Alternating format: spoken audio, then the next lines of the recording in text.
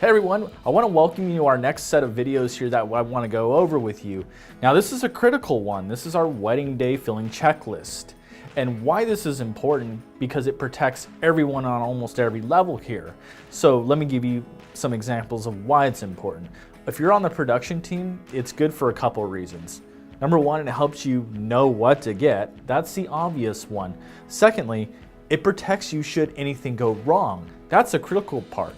Because if a couple comes back to us and says, oh, you didn't get the shot, but you actually did, and it's marked off in the checkbox, perfect. Then we can go back and say, and then it may be a matter of the footage was misplaced, or they just didn't see you at that time, which, believe it or not, happens more than you may believe. So please make sure that you complete the checklist each and every time.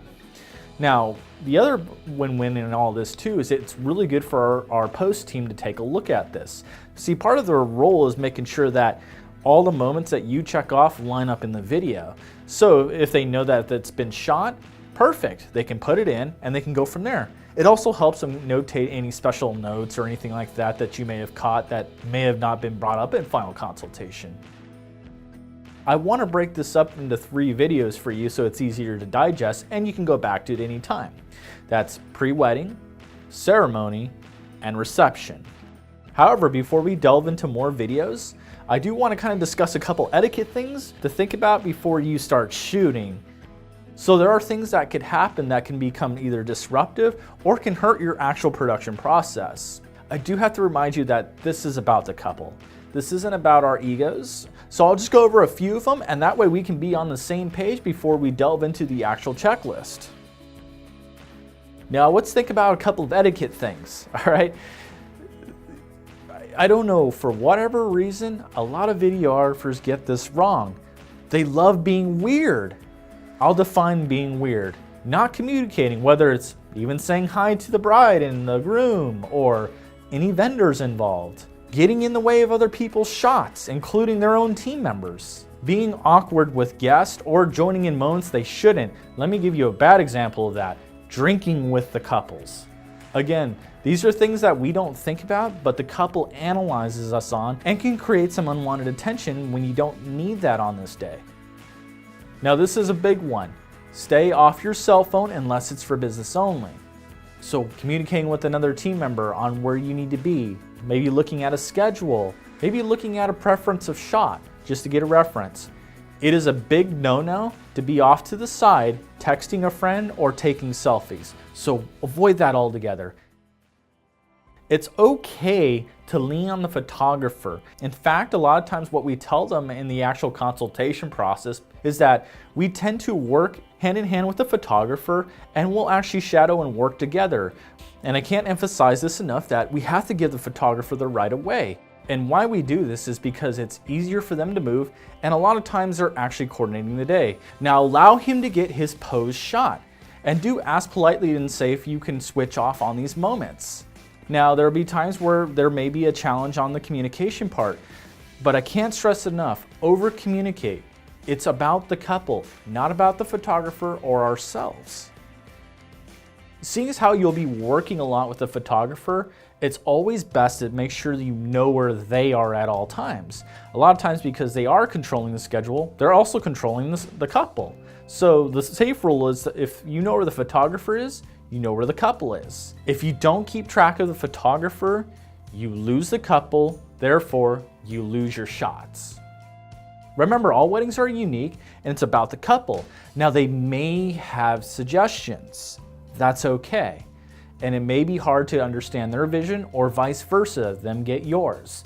First, make sure you get their preference of shot and then get your shot. There's no sense in arguing with the couple on their special day. It's gonna be a long day. Make sure you take a break at the required vendor break time and make sure you eat, or at the very least hydrate. Now, throughout the day, make sure you pack snacks or any type of fluids like water or even Gatorade to kind of keep yourself hydrated and fed. You need those calories to stay on your feet. Other times that you could take a break are on transitions to other locations. Take it easy. Drive, enjoy it a little bit. Just make sure that you get there on time and when you need to be there. Now, as the day winds down, you're gonna wanna make sure that you touch bases with the couple. If you can't touch bases with the couple for any reason, like such as they may just be off somewhere or you shot their grand exit and they left, just make sure you get with your point of contact and say, hey, we're out of here. We really wanna thank you, and off you go. Now, if the couple is available, make sure you go up to them and thank them. Thank them for allowing us to be part of their special day. Now remember, the couple is investing us because we are a professional company. Let me define professional.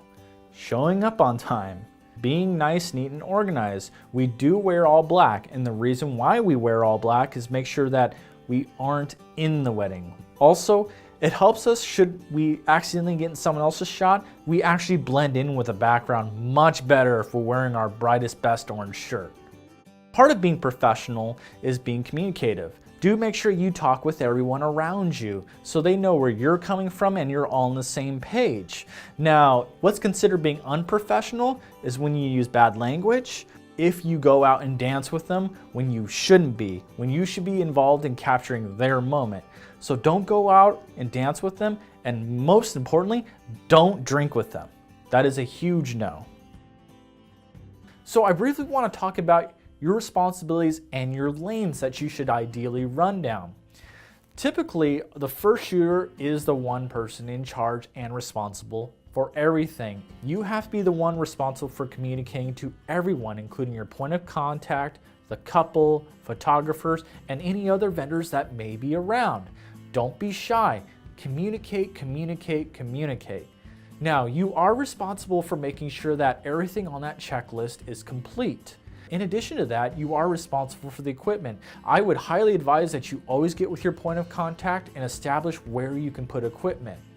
The other thing you're responsible for is the creativity. Just make sure you get what's necessary and then have some fun with it. Encourage your second shooter to try new and innovative things. Always push the boundaries. It's always acceptable to do that, and it's always acceptable to overshoot, especially if you're a newer shooter. Now, let's talk about the second shooter and their responsibility. You're typically responsible for the groom, especially in the getting ready component, some of the details and anything complimentary. In the ceremony, the groom camera, and making sure that the groom or the officiant is mic'd. In the reception, any type of supplemental and getting things ready, and especially the audio. With that said, you may have times where you have an assistant. An assistant may come with a newer team, especially if the first and second shooter haven't worked a lot, or they may need to man a third camera in a situation such as like a Catholic ceremony where the cameras have to remain stationary.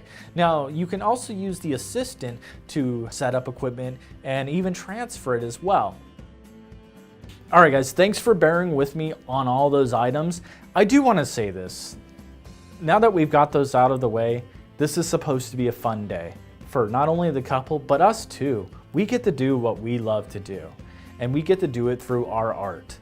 Now, remember that you're there for them, but most importantly, just have fun. Enjoy the day, experiment with things as long as it's not within a major moment, and just enjoy what you do. Now we'll move into the other videos of the wedding day filming checklist, and I'll go over those more in detail. See you soon.